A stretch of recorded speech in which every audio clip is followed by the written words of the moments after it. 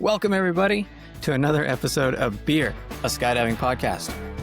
As always, I am your host, Brian McCauley, and Joe is, again, unfortunately absent. He might pop in, but, he's a busy guy. Sometimes he's here, sometimes he's not.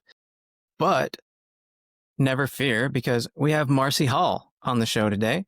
She's a lifelong skydiver and a drop zone owner. She owns Cleveland Skydiving Center. So welcome to the show, Marcie. How are you? I'm good. Thank you for having me.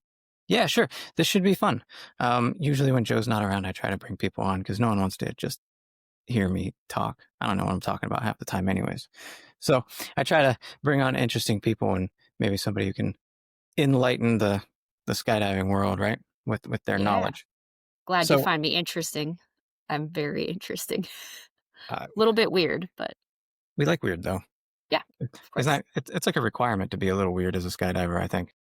100%. I actually have a shirt that a friend of mine made that said, "You are weird. I like you." Anyways, so tell us a little bit about yourself. Like start from the very beginning of not birth, but like skydiving. It's funny you said that because I was literally going to go there just to be funny. I figured you would. Yeah. I think with the little bit of time that we know each other, you already are catching on to me pretty well. I gotcha. Yeah, cool. So I actually didn't start skydiving until I was 18.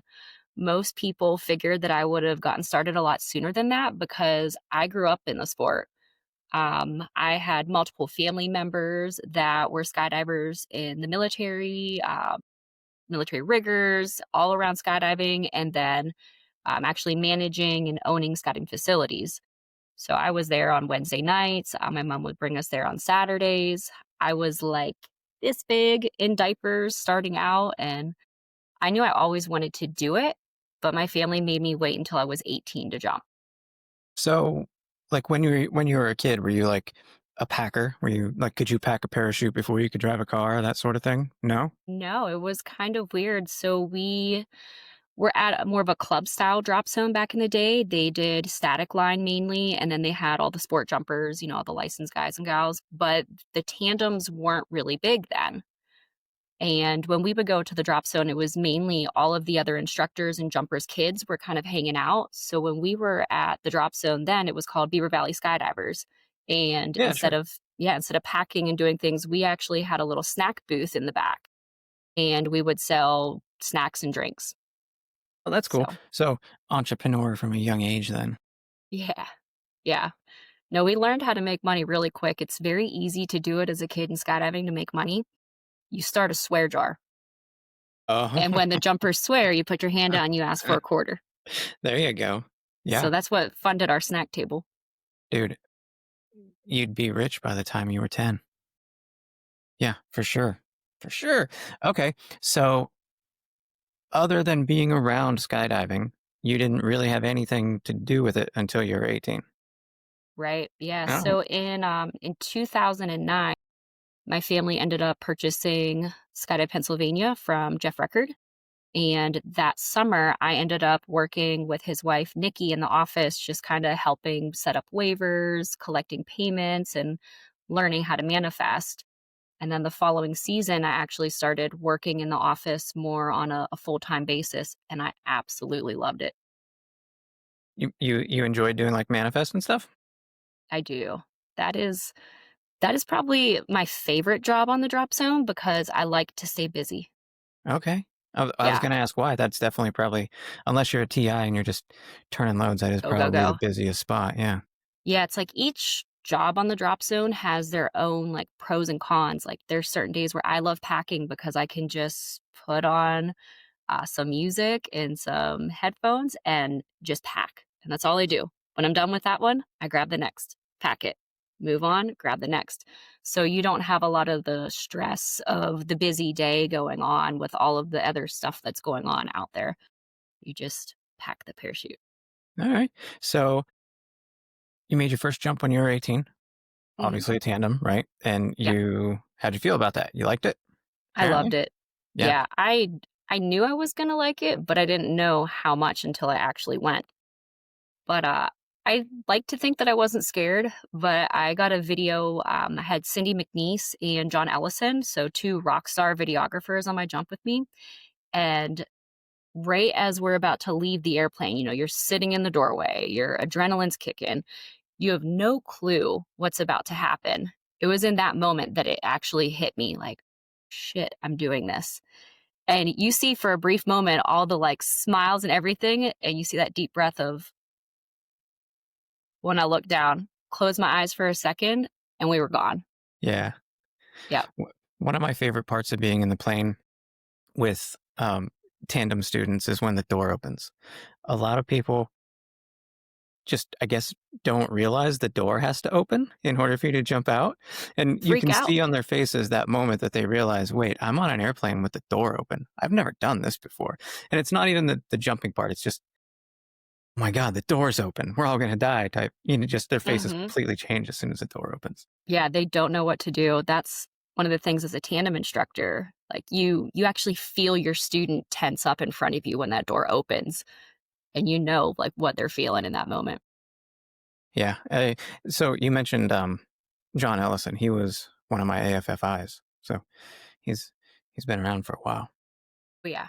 Yeah, and Yeah. he's really good. He did a lot of my training jumps with Cush and Mario. They did a lot of my AFF progression. They're amazing instructors. Yeah, very cool. So you liked your tandem, and then, I mean, obviously growing up in it, you got to become a skydiver, right? So what year was that? When did you start skydiving? What year was that? How long have you been doing it for? So I did the tandem in 2008, and then I did a couple more tandems that year, a few more in 2009. And I actually, my family did not want me to start the AFF progression to get licensed until after I graduated college. Oh my God. Yeah, I know. You're It killing was me. terrible. Oh my God. So, I mean, I was there though every weekend. I was at school. If I didn't have stuff going on that I had to do for studying or the sorority I was in, I was driving 2.5 hours back home Friday night just to hang out at the drop zone, work manifest all day Saturday and Sunday, and then I would drive back Sunday night. So I was still there, still doing the thing. They might as well let me jump. Yeah, right. So what was the reasoning for that? They wanted me to focus on my school. So focus on the studying versus focusing on the skydiving. They didn't want you to become a DZ dirtbag, huh? I Mm-hmm. secretly think that. And Yeah. I get it. But looking Yeah. at where I'm at now, I'm so happy being a DZO dirtbag. Like it's great. Yeah. So if it weren't for my wife, I wouldn't be a skydiver. She essentially bought me my A license for my 40th birthday. But anyways, if it weren't for her, I wouldn't be a skydiver. And she's the only reason that I'm not a DZ dirtbag. If I had all the free time in the world, I would have a tent or a camper, and I would just go around to drop zones. Like that is what my life would probably be now.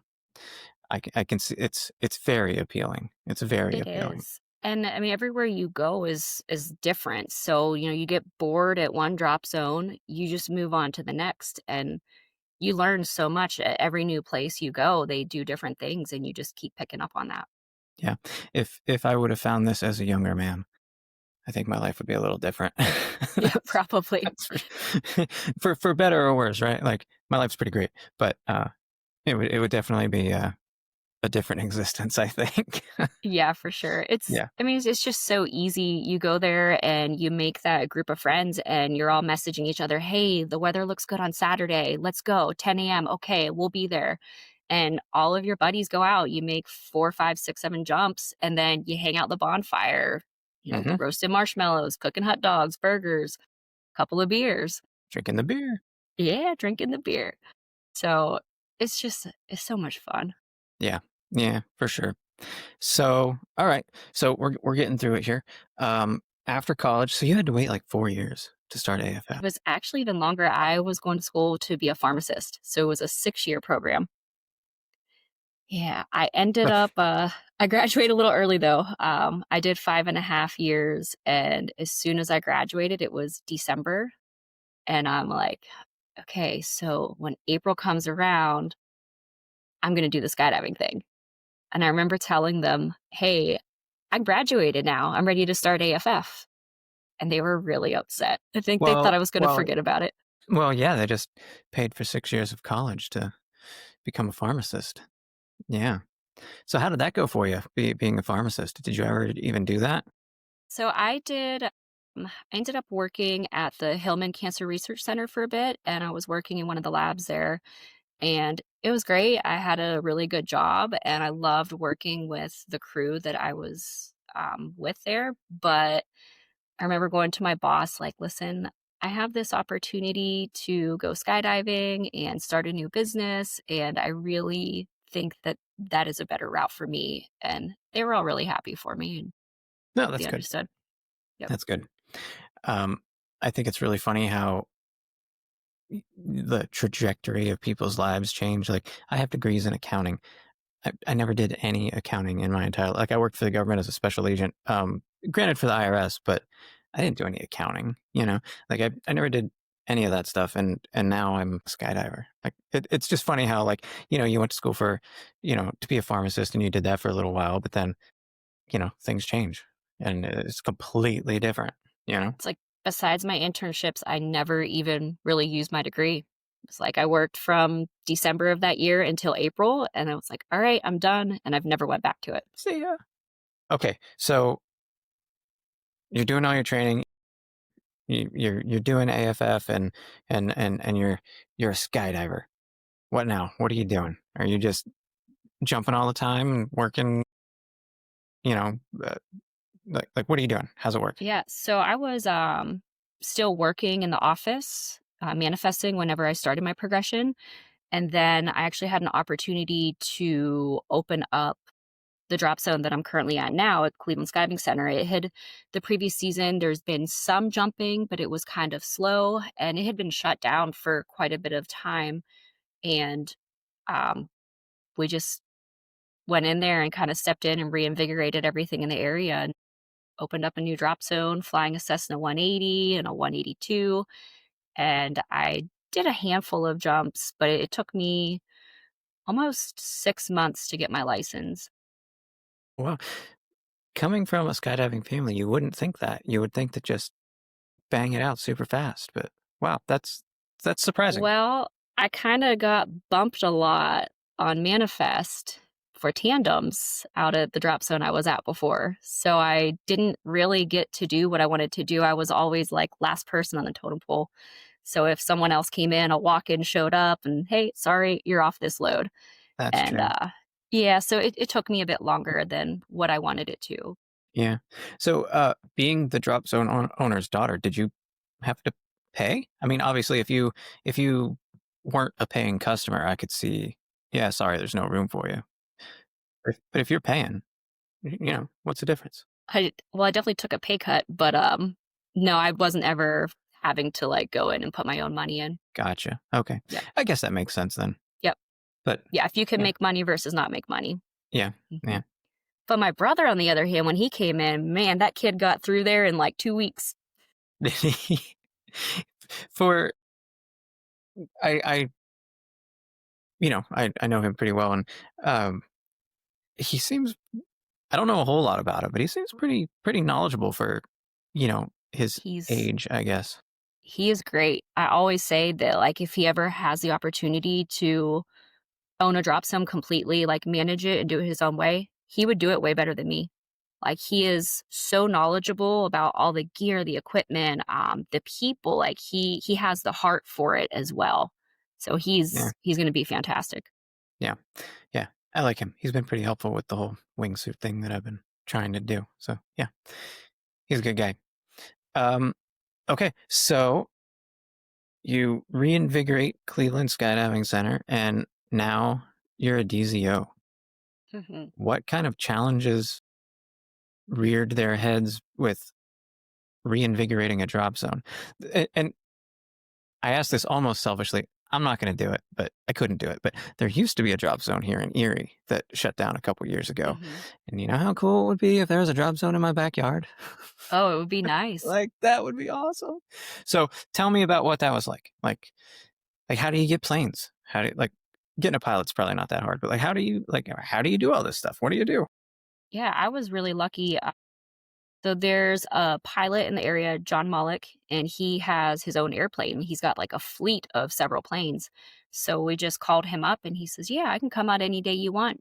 You can literally call him on Wednesday at 10 o'clock and say, hey, I got some skydivers that called that want to come out at 11 a.m. Are you free? He'll go, yep, I'll be there at 11:15. That's And awesome. he'll just fly his plane in, fly a load or two, and then he'll fly home. That's awesome. So, yeah, so that was really, really easy. And as far as finding instructors, it was the same thing. I just basically posted on my page, hey, I'm going to be over here in Parkman, Garrettsville, Ohio, Cleveland Skydiving Center, looking for packers, instructors, and the calls were just flooding in. That's awesome. Hmm. That's awesome.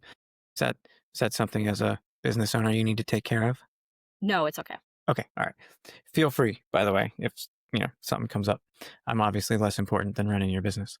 Okay. So John, he must have had a plane already configured for jumping then? Yeah, so back in the day when the Gates family ran the drop zone here, they used John Mullock a lot. He was one of their primary pilots. And even once they stopped operating there, he would travel all over. He would go and fly sometimes in Pennsylvania. He would go over into more in the Columbus area. He's in Indiana. That man will fly at drop zones all over. That's awesome. Yep. Very cool. All right. So it sounds like it was pretty easy for you then. Yeah, it was an easy start, but we definitely had some hurdles as we were getting going. One of the biggest ones was, is this cost effective? So Johnny coming in and flying back and forth all the time, ferrying those airplanes, Hmm. that's Yeah. money. But we didn't have fuel on site.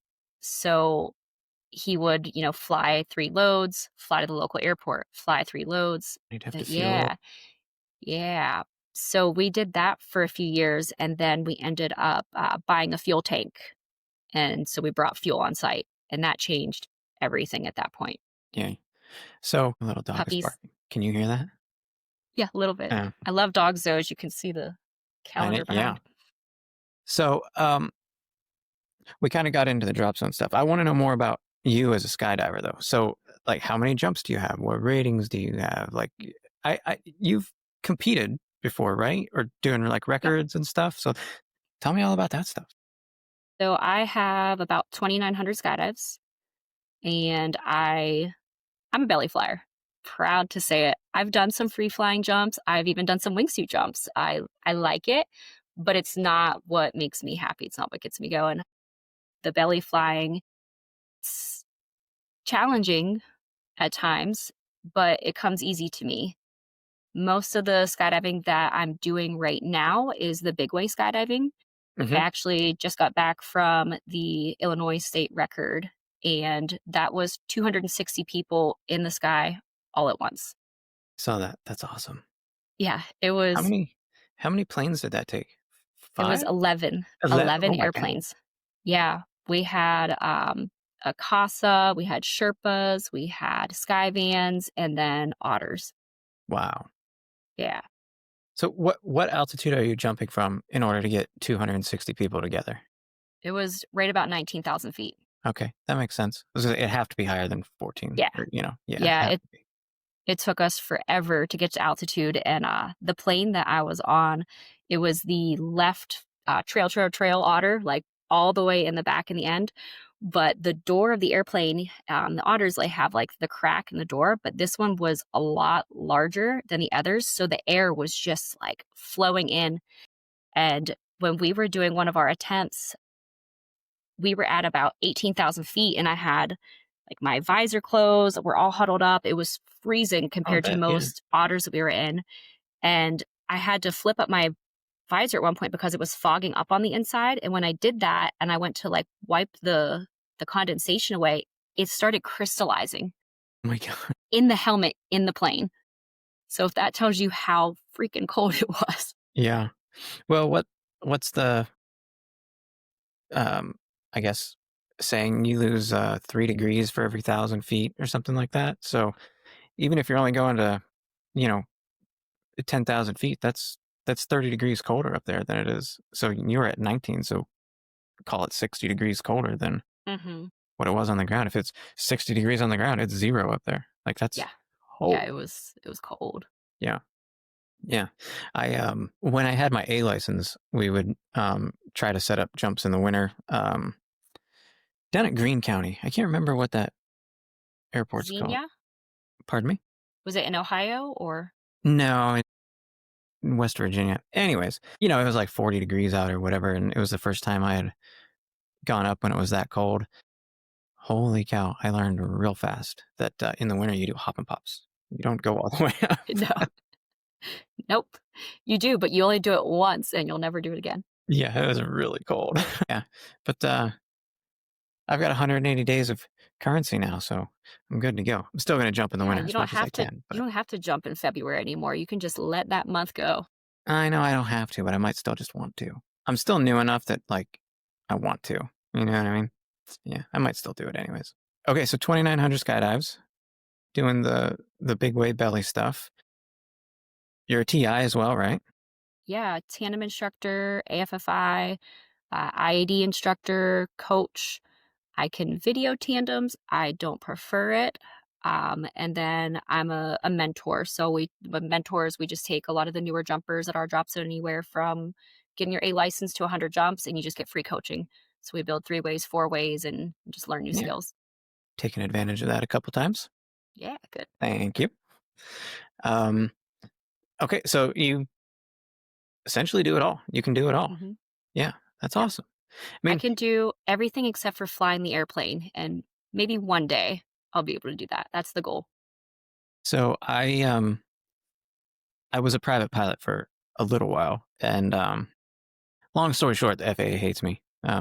They took my medical away from me, but so that means I can't fly anymore. But that was before I started skydiving, and if I were still a pilot, I think I'd rather be jumping. It's Yeah. way more fun. It's way more Oh, fun. for sure. Yeah. So I mean, Mhm. you're not missing anything. It's No. cool to be able to fly airplanes. It's way cooler to jump out of them. Yeah, so much better. Yeah. Yeah. Absolutely. I actually feel bad for the pilots, like, because oftentimes, well, I don't know about oftentimes, but sometimes they're also jumpers, Mhm. and I look at them and they're just sweating in the plane all day long. Just like, bet you'd rather be jumping, huh? Yeah.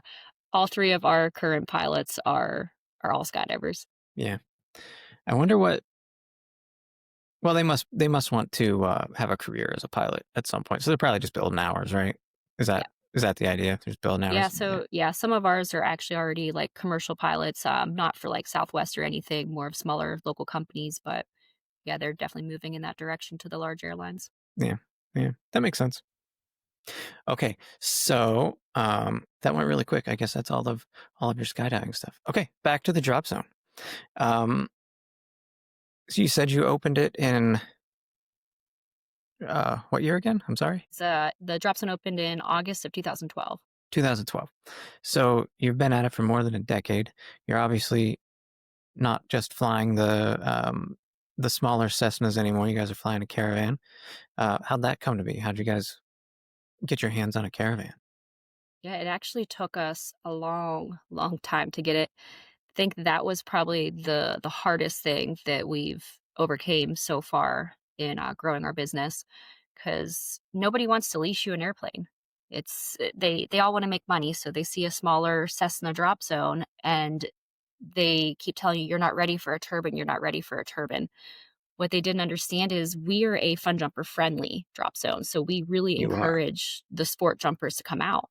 So even when we were a smaller Cessna operation, we would have to kind of cap the amount of tandems that we would do to allow space for our fun jumpers. And that's unheard of. It is. Usually you fill that puppy up with tandems. And if you have spots, okay, yeah, I guess you can jump.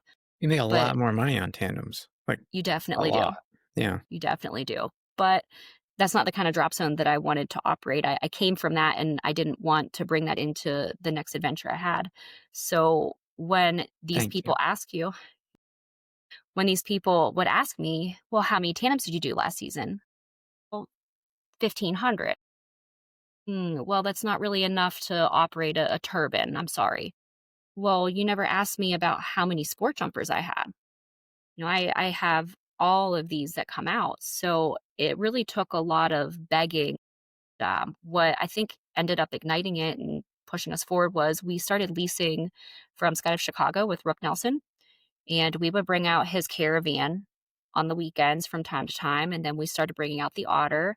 And then it got to the point where we had the caravan almost every other weekend, and then the otter once a month in June, July, and August. And it still wasn't enough lift capacity for us. We were still Wow. having, 2 hour, 3 hour wait calls for tandems and an hour and a half wait calls for fun jumpers. But I ended up leasing a Kodiak, Yeah. and that was a great stepping stone to where we're at. But after the first season, everyone that found out, oh, we have a turbine full time, they flooded us from all the local DZs, and now we had a really nice big campsite. We had all these sport jumpers here. We had to start cutting back on tandems again because we had so many fun jumpers that there wasn't room for the tandems. So then we moved up a step, and then that's when we finally got some people to start listening to us and like, listen, here's where we're at, here's what's going on. And we finally got the caravan lease that we were looking for. So going into this, knowing that you wanted to be more of a fun jumper friendly drop zone as opposed to just sending as many tandems as you can, how did that change your business model? Because I mean, obviously you're a very smart lady. You didn't just go into this willy nilly. You must have had a plan, right? How did you, with the idea of being a fun jumper, with emphasis on fun jumping over tandems, how did you know that you were going to be successful? Like, what did you do? So you Because kind of, just starting out with a couple Cessnas, it's fun and all, but you can't send up a whole lot of people. So like, how did you do this? What was your plan? so we kind of started at the bottom. We started small. When we had the Cessnas, I started out flying one Cessna. And then once we started getting those longer wait times, then we started flying two. Longer wait times again, then we added the third. Then that's when we started supplementing in with the caravan and then the otter. And then once we were running all three planes and supplementing and we still didn't have the lift capacity we wanted, that's when we got that full-time lease. Now, mainly kind of going back and forth with how many tandems do we do versus how many sport jumpers. I just basically had to say, well, what is our bottom line? What do we need to make to continue to operate, and more importantly, to continue to grow in the future? So we came up with this number that we need to do X amount of tandems per month. And for me, Okay. that number's pretty small because I knew what my costs were, and I'm not a person that likes lavish, wild, crazy things. I like thrift shopping. I like camping in the backyard. I'm not a person that's a big spender, so I didn't need much for me. But the issue was, if you don't do enough tandems, then you don't have enough instructors. You got to at least have enough capacity to support the Yeah, instructors. sure. That's So so that if was you the main focus there. so I'm just trying to think about it in my head. If say you're running three Cessnas and one of them's a 182, like you could put two tandems in a 182, like four Hmm. people, right? So Yep. you could, and maybe this is something you did, but I'm just thinking operationally here. You could just have the 182. That's the tandem plane. We could take up two tandems at a time. The other two planes are fun jumper planes. So it's like if it's with the 180, I think you could put five or maybe five in it, or like, something like that. So you could be doing, rotationally, say 10 fun jumpers for every two tandems. You could probably do that twice an hour, probably, Yep. And something like that.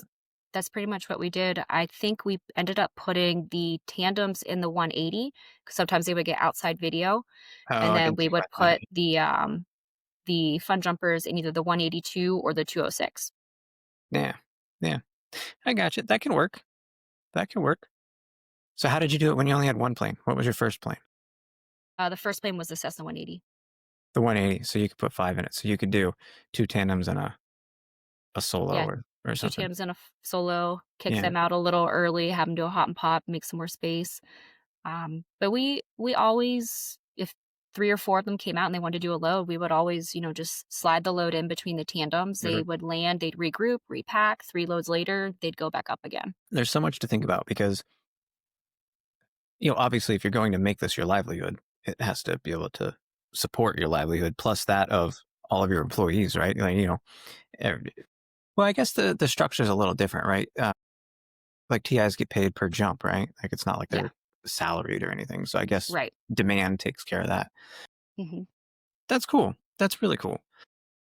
How how was it like on the side of insurance and stuff? How does that work? So I mean, the insurance side must be insane. Yeah, it's expensive. You have to insure the buildings, you have to insure the hangar, the airplane, and skydiving itself, though, like there is no insurance. In tandem skydiving, it is what it is. So that's why we have a really nice big waiver. Yeah. Yeah. Okay. All right. So, but like, I guess like the drop zone itself, does it have sort of like a blanket policy if something did go wrong and somebody tried to, come after you? Like, there's got to be something like that in place, right? Yeah. Yeah. All right. So, really, really cheesy question, but what's the best part of being a drop zone owner?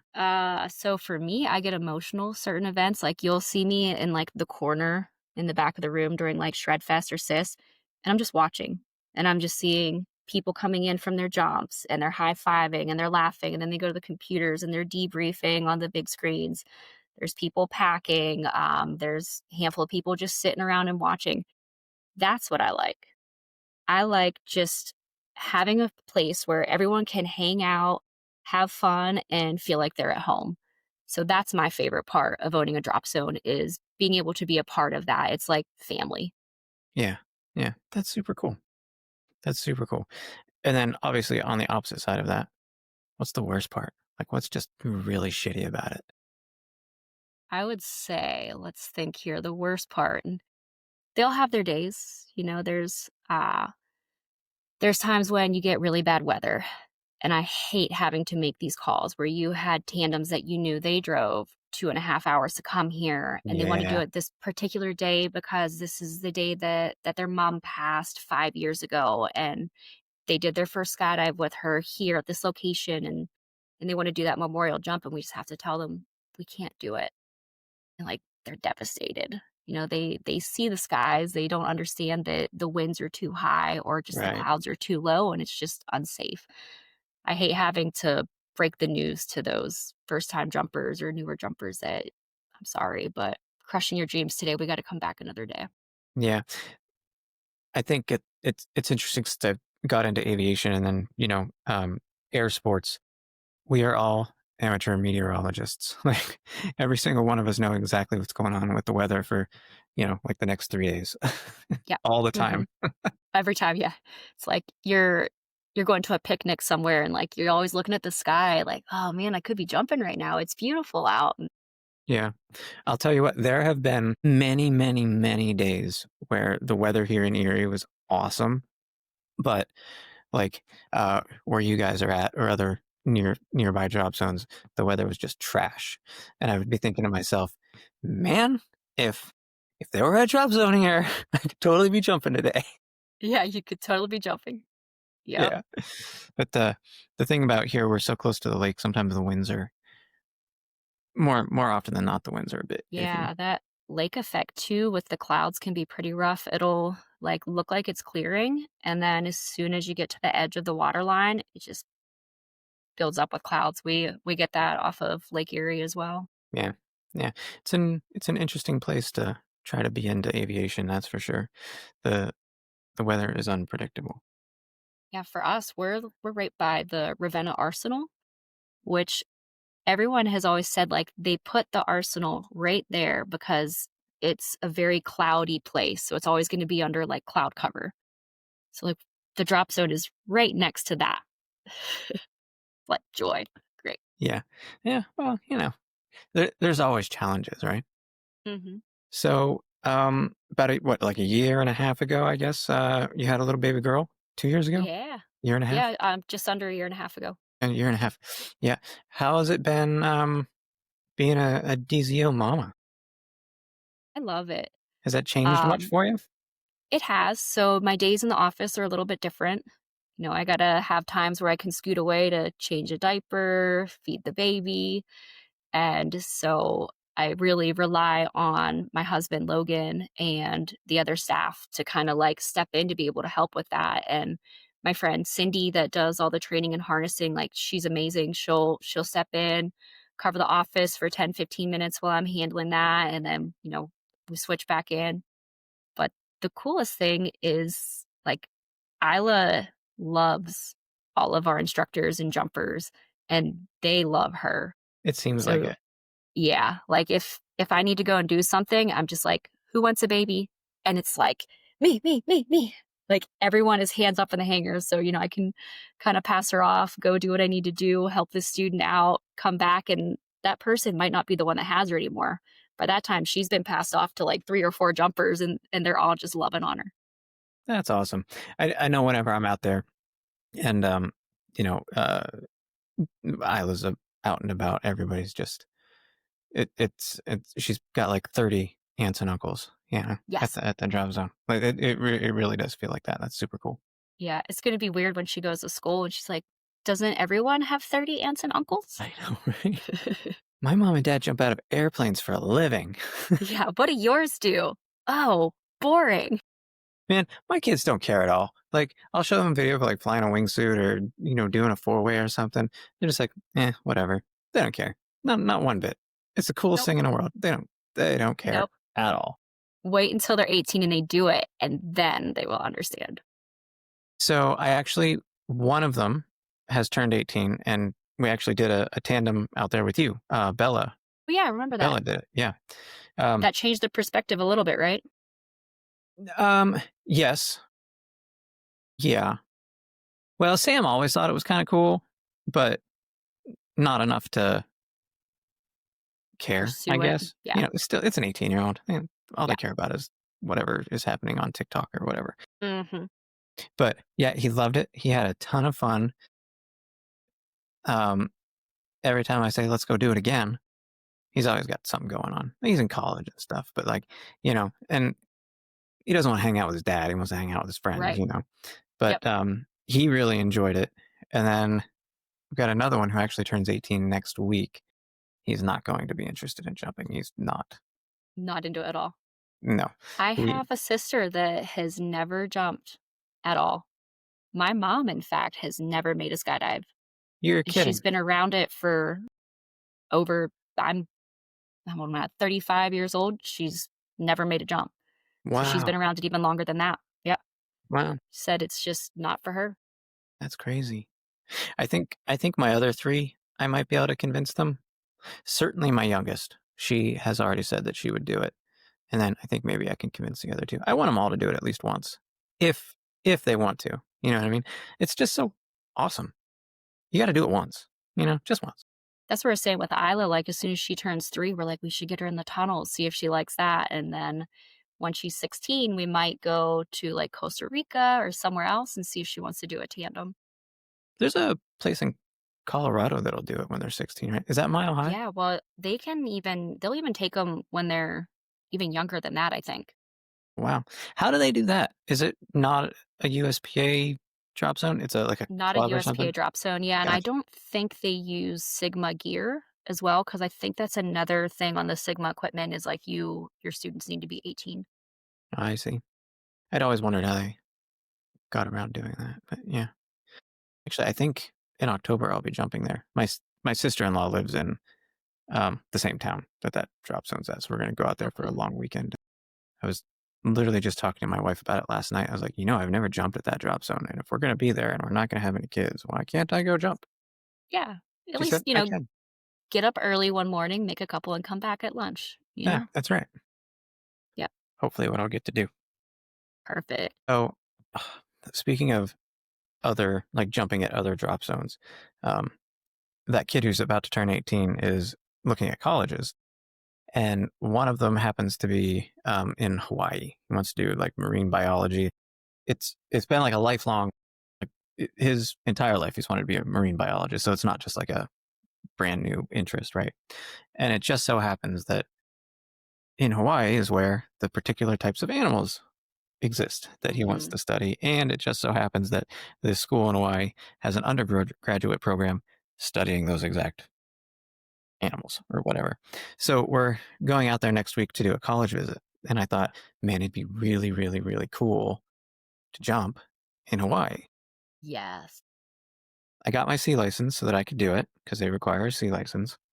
And so I called them up and I was like, hey, I'd like to come out and make a jump. Like, what do I like? Just give me the rundown, right? Like, just so I can be prepared. They don't rent gear.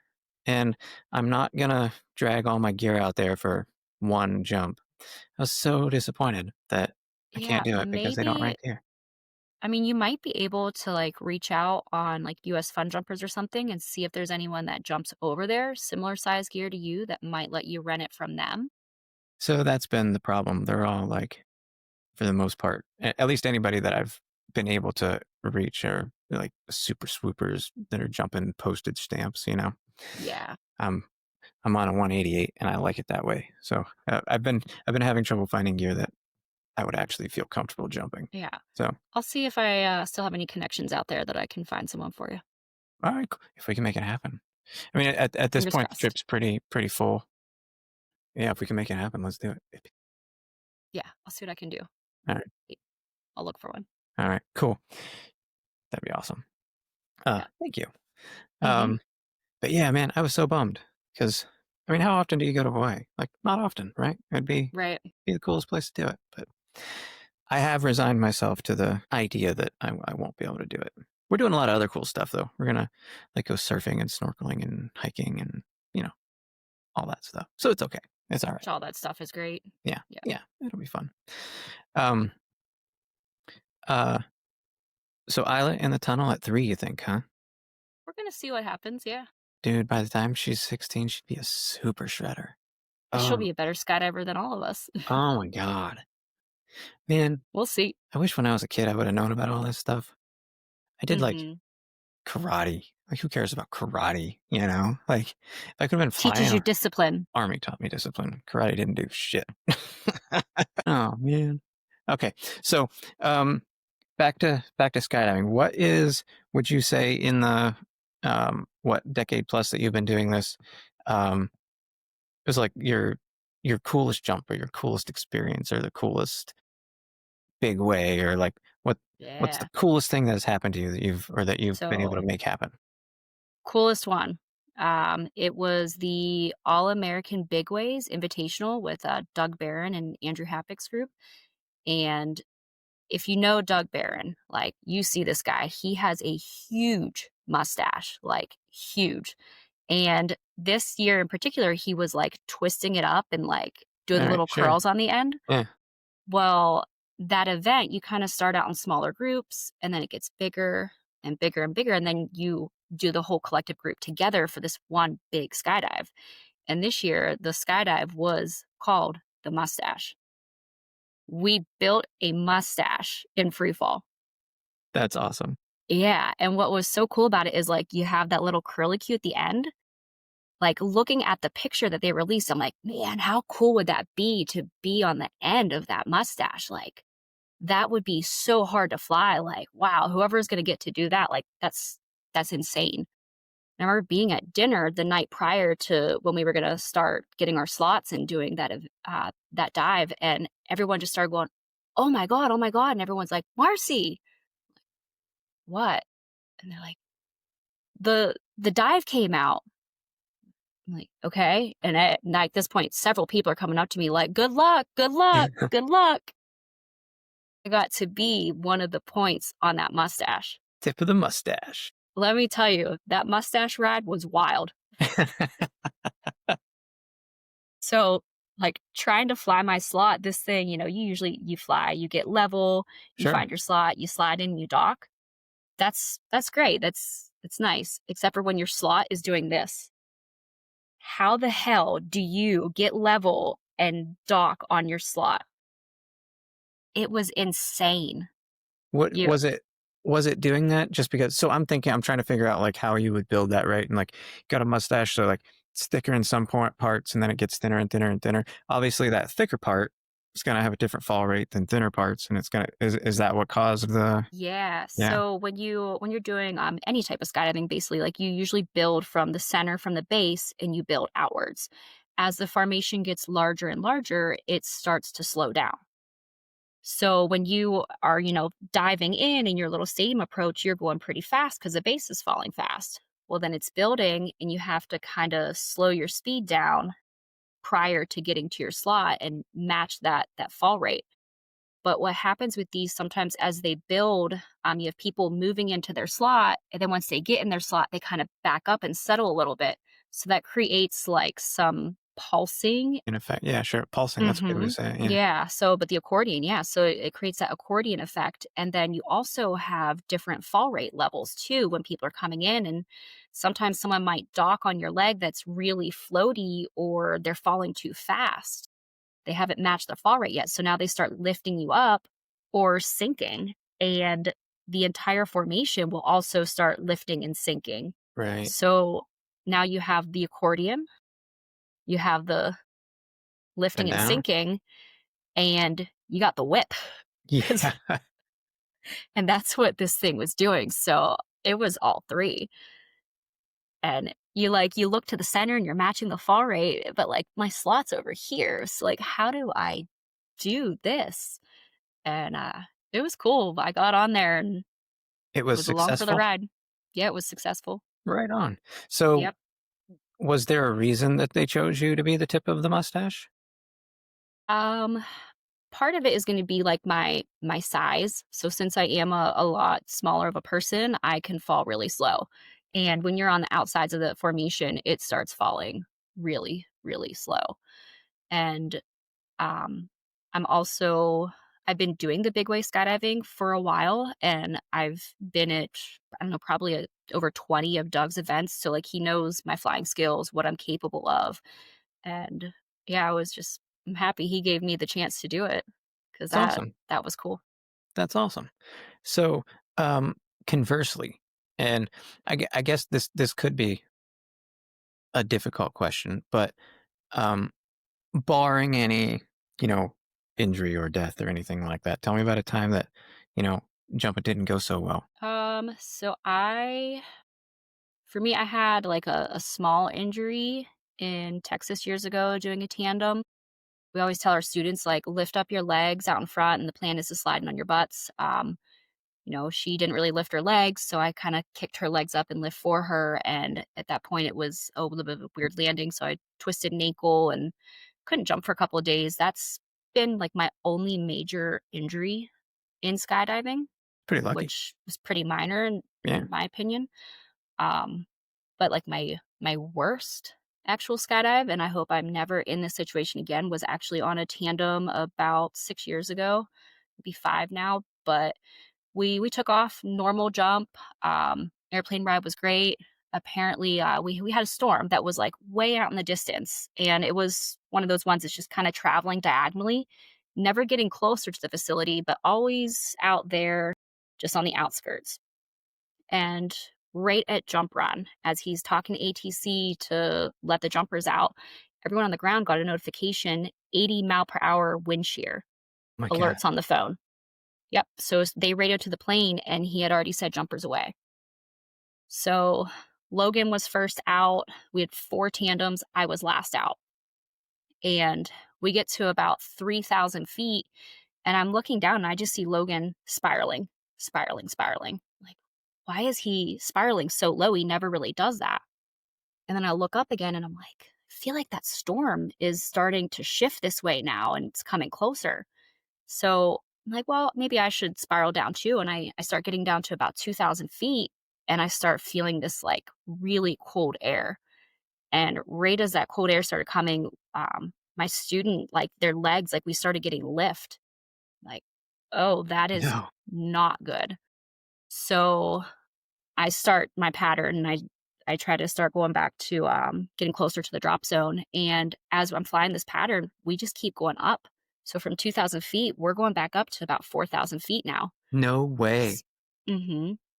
So I face back into the wind and I'm looking around like, well, I think I'm going to land at the end of the runway. So I spiral down again. I start my pattern and I'm facing into the wind and I just keep going back up. And I'm going backwards too. So I'm like, well, I'm not going to make it to the runway. Where am I going to land? Where am I going to land? I find some alternative fields. I'm like, that's an easy one. I'll land there, not a big deal. But again, I'm facing into the wind, and every time I stop spiraling, I just keep going back up. So I decide, well, you know what? It's time to run from this storm. So I turn around the other way and I head downwind, and I start running from this storm. And eventually I'm still gaining altitude, and then I start seeing the clouds coming in from the storm around me again. And at this point, I'm like, well, the storm's here and I'm running out of real estate. So I turn back around and I decide, well, at this point, I got to fly into it. I can see the blue out on the end, so I fly straight into it, and I end up going back up to about 8 or 9,000 feet. My God. It's insane. Like it's something completely unbelievable. But I have a 150-pound woman on me, and at the time I was about 125 pounds, so we're not very heavy either.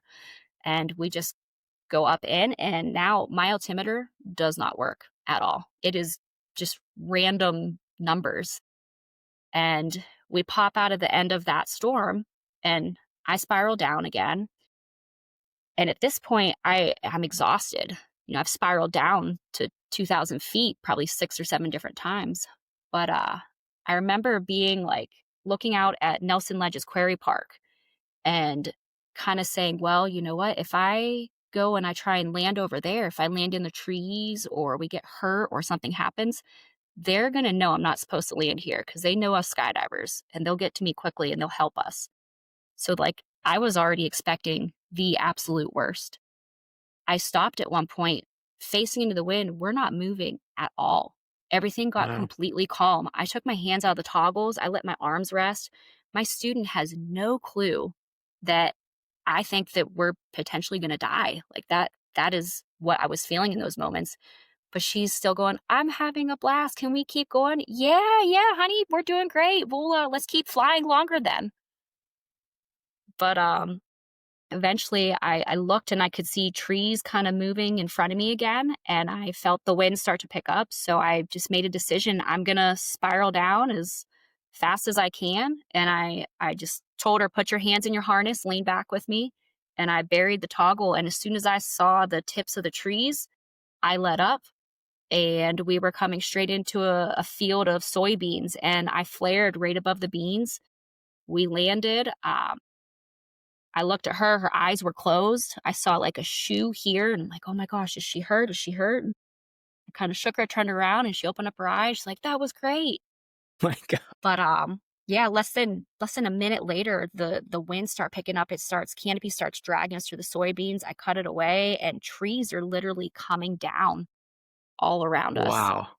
Mm-hmm. That's Yeah, we insane. landed just in time. I was over 9.5 miles away from the drop zone, and we were under canopy for over 22 minutes. I deployed my parachute at 5,500 feet. Wow. Mm-hmm. You went for a paraglider ride. Yeah, Yeah. I never want to do that again. Wow. So that would, I guess, the reason that you kept gaining altitude, that would be like the clouds suck, right? Like storm clouds, or all the air moves Mm-hmm. up. Is that what was doing it then? Yeah, and it was just a very slow ascent. It wasn't anything major, but it was really weird. Yeah, and even Logan, who landed first, like, he said the same thing. He got to like 3,000 feet, and that's when he felt like a little bit of the cool air. And he said his students' legs started coming up like almost over their heads, and that's when he went, "Oh crap!" So he started spiraling down, and at about 700 feet, his canopy, it completely collapsed and turned 180, and it ended up, yeah, like stalling on him, and it came back out of it right in time for him to flare, and he had a very nice landing, but again, dragging him backwards, cut it away. The other two had very bad landings as well, so we were all very lucky that we made it out of there without any major injuries. Oh, and if it would have been, if that call on the ground would have been 10 seconds earlier, you know? Yep. Wow. Yeah, Wow. but I learned from it, and I will never be in that situation ever again. Wow. That's probably the craziest skydiving story I think I've ever heard. Yeah. Wow. Yeah, I Well, still get chills. Like, a storm can be 25 miles away, and I see it in the distance. Like there's times where I'm flying and my hands just start shaking. Mentally I'm not thinking anything about it, but my body still, it knows, Yeah, you sure. know? Wow. That's insane. But hmm it's also a really good story to end on. So you've fulfilled your near hour-long commitment. So which I didn't tell you that's how long it was going to be. I I figured we'd figured it just was going talk to be until about we that. didn't have anything to talk about. Yeah. So thank you very much for doing this. And obviously we've mentioned, I mean, everybody that listens to this knows you anyways, but just in case there are, maybe 5 people who don't, um, we mentioned several times, you're the owner out at Cleveland Skydiving Center. But if people want to come out there and maybe make their first tandem or come do some fun jumps, how do they do that? Yeah, so they can basically just go to our website, skydivecle.com, and click on the Book Now button, and that'll show them all of the available dates and times for the tandems. If they're a sport jumper just looking for a new place to jump at, they can give us a call. We have camping on site. We do barbecues weekly. I mean, we're always grilling out and cooking and stuff on site, and we welcome new jumpers. Especially, we like bringing new people out to the DZ to get them to meet the group and stuff. Yep. And I can attest it is very welcoming.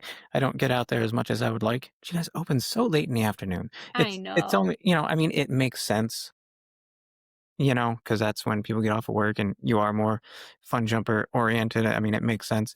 But just with the distance and the time it takes me to get there, and then I just can't get there very Family, often. kids, yeah, it's hard. I know. But it's an awesome drop zone. I love it every time I'm out there. And That's what I like to hear. yeah, it's very cool. I wish I were closer. So, I have one question for you. Yeah. What is your favorite part about coming out to our drops, and, like, what keeps, bringing you back? It's the vibe. Everybody's so cool. It's just it's a great vibe. And being able to get on loads is a plus for Yeah. sure.